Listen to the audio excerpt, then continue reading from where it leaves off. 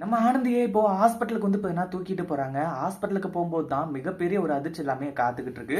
அதாவது ஏற்கனவே வந்து பார்த்தீங்கன்னா, இப்போ ரொம்ப நேரமா வந்து நம்ம ஆனந்த் இருந்துட்டு நல்லபடியா வந்து பார்த்தீங்கன்னா, துணி எல்லாத்தையுமே ரெடி பண்ணல. அதாவது அவங்க வந்து பார்த்தீங்கன்னா, நெறைய பீஸ் தைக்கணும். ஏற்கனவே வந்து பார்த்தீங்கன்னா, லீடிங்ல இந்த உஷா இருக்கிறதுனால, அத வந்து பார்த்தீங்கன்னா பீட் பண்ணிட்டு போணும். ஆனா 2வது ரவுண்ட் வந்து பார்த்தீங்கன்னா, அதை கவுண்ட் பண்ணி பார்க்கும்போது 77 வந்த உடனே எல்லாருக்குமே பயங்கர ஷாக்கு. அது மட்டும் இல்லாம இந்த இடத்துல வந்து பார்த்தீங்கன்னா, எப்படி இருந்தாலும் இவங்க வந்து வின் பண்ணிடுவாங்க அப்படின்ற ஒரு கான்ஃபிடென்ட் வந்து பார்த்தீங்கன்னா நம்ம அன்புக்கும் மகேஷ்க்கும் வர ஆரம்பிச்சிச்சு. ஆனா மயக்கம் போட்ட உடனே அவங்கள வந்து பார்த்தீங்கன்னா தூக்கிட்டு ஹாஸ்பிட்டலுக்கு ஓடி போய் ஹாஸ்பிட்டலே வந்து பார்த்தீங்கன்னா சேர்த்துறாங்க. ஏற்கனவே வந்து பார்த்தீங்கன்னா இந்த போட்டி நடந்துட்டு இருக்க சமயத்துல இவங்களுக்காக, அதாவது ஒருத்திக்காக வந்து பார்த்தீங்கன்னா இந்த போட்டியை ஸ்டாப் பண்ண முடியாது அப்படின்ற மாதிரி வந்து பார்த்தீங்கன்னா பிரச்சனை பண்ண ஆரம்பிச்சாங்க. கடைசியில் என்னாச்சு அப்படின்னு பார்த்தீங்கன்னா, இப்போ இந்த போட்டியும் வந்து அது பாட்டுக்கு போயிட்டு இருக்கு.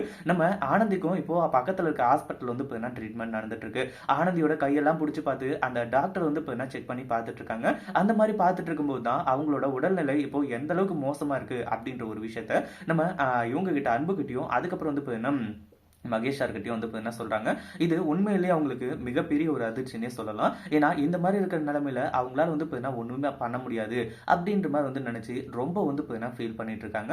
ஆனா அதே சமயம் வந்து இப்போ நம்ம ஆனந்திக்கு கண் முழிக்கும் போது எவ்வளவு நேரம் ஆயிருக்கு அப்படின்னு பாத்தீங்கன்னா, கிட்டத்தட்ட 1 மணி நேரத்துக்கு வந்து ஆயிடுச்சு அவங்க கண் முழிக்கிறதுக்கு. கிட்டத்தட்ட 1 மணி நேரத்துக்கு மேல அந்த போட்டியும் வந்து இப்போ நம்ம ஆனந்த் இல்லாமயே நடந்துட்டு இருக்கு.